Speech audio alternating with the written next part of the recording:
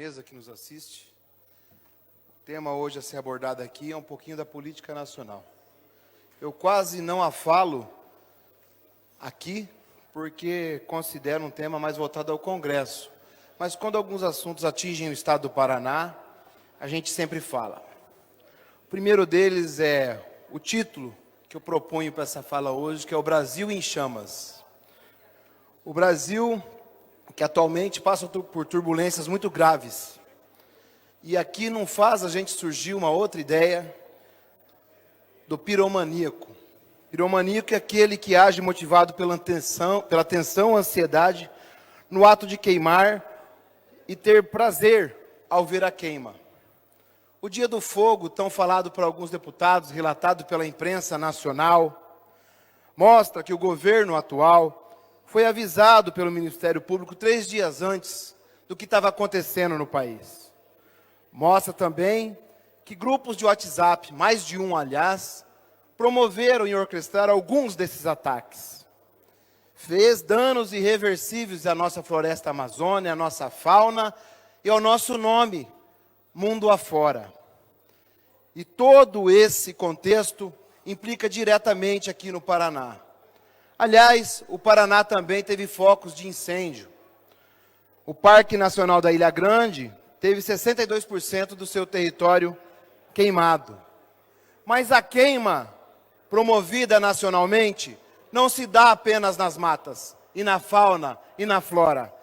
Dá-se também em forma de combustão das nossas riquezas naturais, combustão na gerência do nosso petróleo, que está sendo entregue a grandes empresas do capital privado e a outras estatais estrangeiras.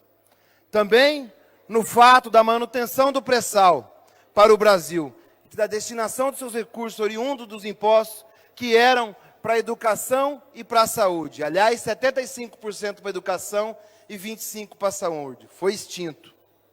Há também, meus nobres companheiros e companheiras, uma cremação de direitos sociais nesse Brasil de hoje.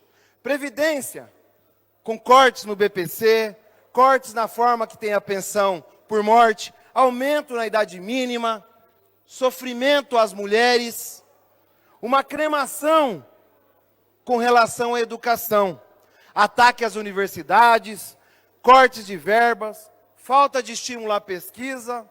Para se ter uma ideia, deputado Galo, meu amigo, a Universidade Federal do Paraná perdeu 48 milhões esse ano, com essa cremação de direitos. Com relação à saúde, fim do programa Mais Médico, corte de remédio para a população através do programa Farmácia Popular e medicamentos básicos, como a insulina, a vacina tetraviral, deixaram de ser gratuitos. Cremação, literalmente, dos direitos sociais.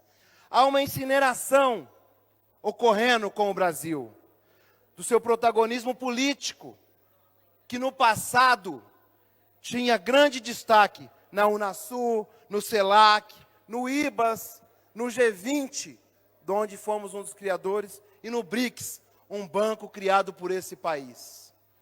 Nosso protagonismo foi incinerado, assim como o fomento à economia brasileira está sendo incinerada. Eu vi uma entrevista do ex-ministro de Agricultura, Braulio Maggi, dizendo que os compradores da soja brasileira sempre referendam o selo de qualidade ambiental. E nós vamos perder esse selo. E em breve teremos as notícias negativas dessa atitude de hoje. Mais ainda, as operações bilaterais do atual governo incineram o nosso nome lá fora. Se meteu numa briga entre Israel e Palestina, fez com que o mundo árabe e muçulmano deixasse de comprar carne, inclusive do Paraná. Fez no final do ano passado um desafio à China, onde quem perdeu foi o povo paranaense. 30 bilhões da soja comprado dos americanos via China e saiu aqui do Porto de Paranaguá.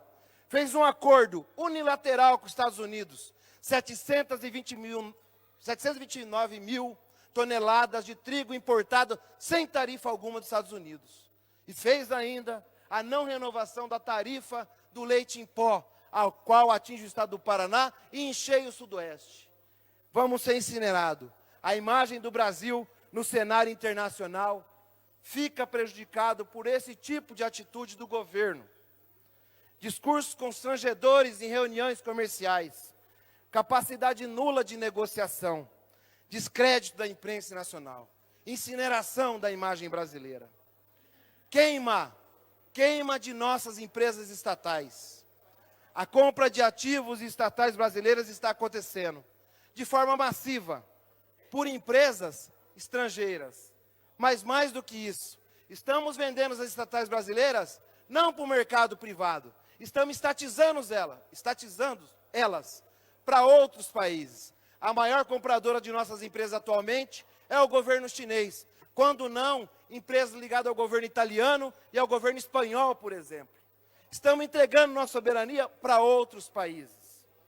Além da China, a Itália, a Espanha, a França, a Alemanha aparecem como grandes investidores das estatais na compra de ativos brasileiros.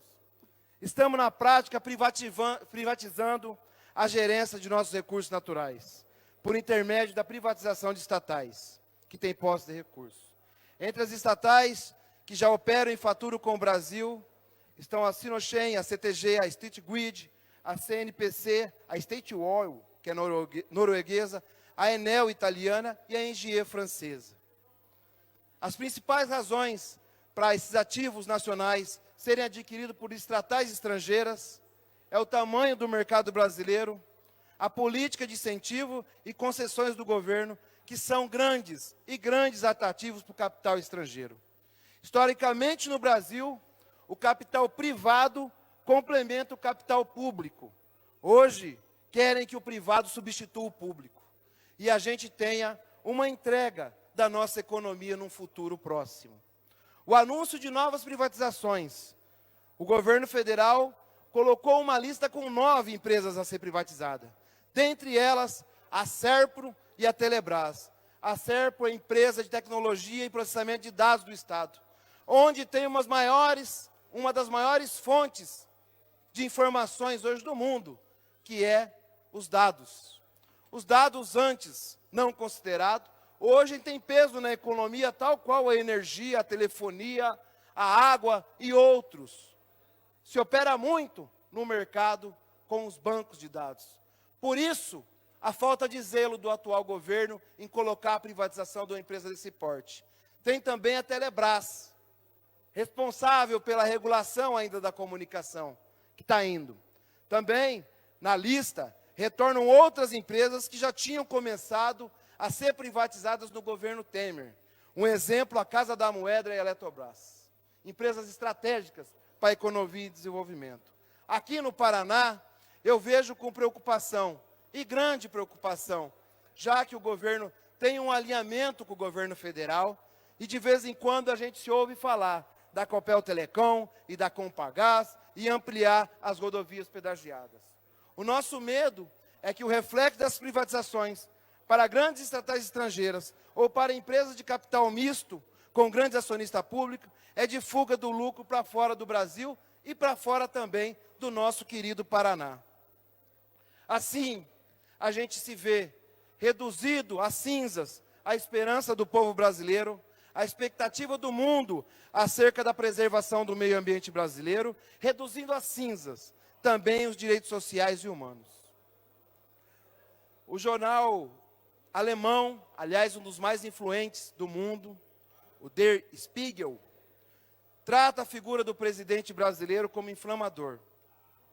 Relata, às vezes, o discurso de ódio contra as minorias e as diferenças, o desrespeito à ciência e à educação, seus ataques à imprensa livre e as agressões à oposição e à democracia e ao Estado de Direito.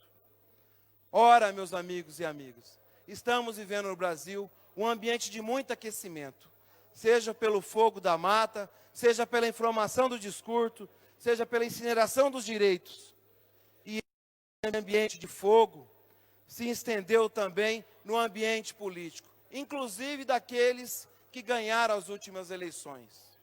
As revelações da Lava Jato, através do The Intercept, relatam esse fogo, digamos assim, no parquinho que promoveu esse cenário do país. O grupo de Telegram usado para tratar das informações da Operação Lava Jato se chamava Incendiários. Uma alusão que, na verdade, acabou acontecendo. E hoje, o fogo se vira fogo contra os seus próprios membros. É o Olavo de Carvalho atacando o Deltan. É o Deltan atacando o Olavo de Carvalho. É o Bolsonaro atacando o Deltan, que Deltan ataca Bolsonaro. São os procuradores dessa operação que atacam o Gilmar Mendes. E o Gilmar Mendes ataca esses procuradores. São os procuradores que falam do Moro, ministro da Justiça.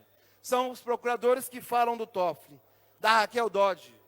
E, por fim, o filho do presidente também ataca o Deltan.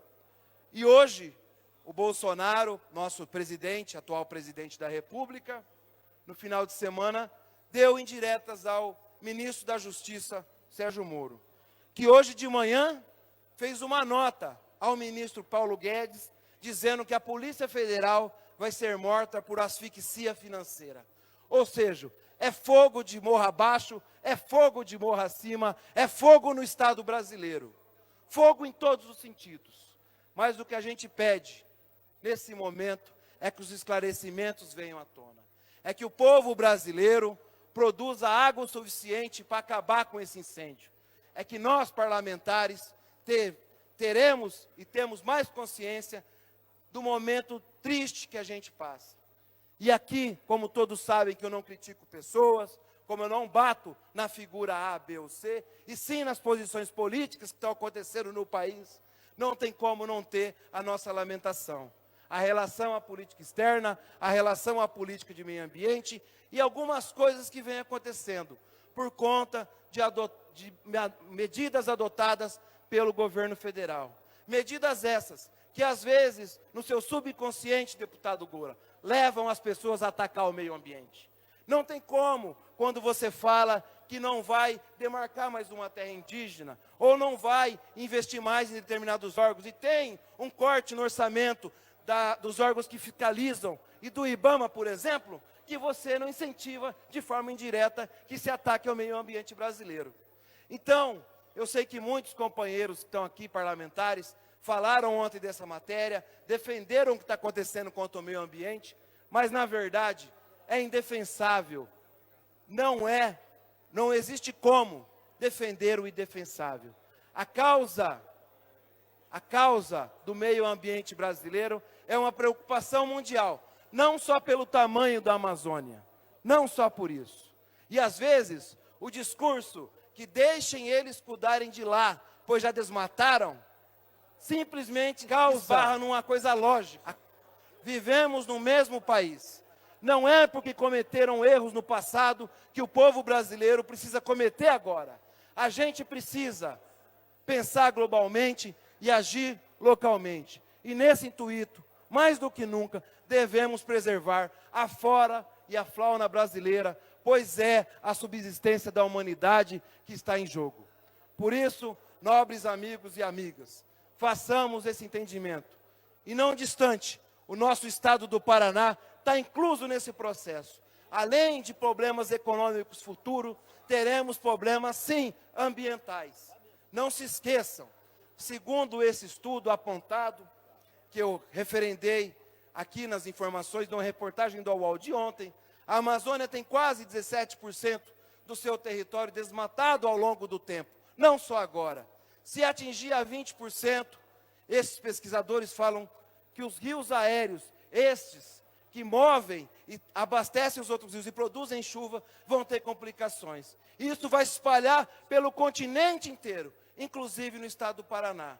No Paraná, tivemos marcas dessas ações da Amazônia. Cidade de Londrina e o norte do estado viu a fumaça e sentiu o aquecimento disso. Por isso, a causa ambiental é uma causa justa e precisa. Nesse sentido, estou confeccionando e protocolando um requerimento e pedindo assinatura para que o estado do Paraná mapeie para a gente quais focos de incêndio estão tendo, quais são as medidas que estamos tomando, qual é a expectativa ambiental do estado para fazer com que esses acontecimentos sejam o menos possíveis no nosso estado paranaense.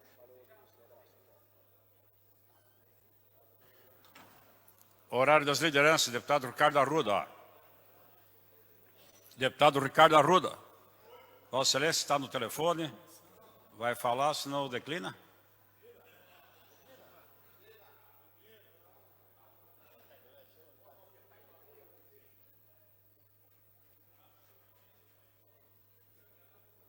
Obrigado, Miguel.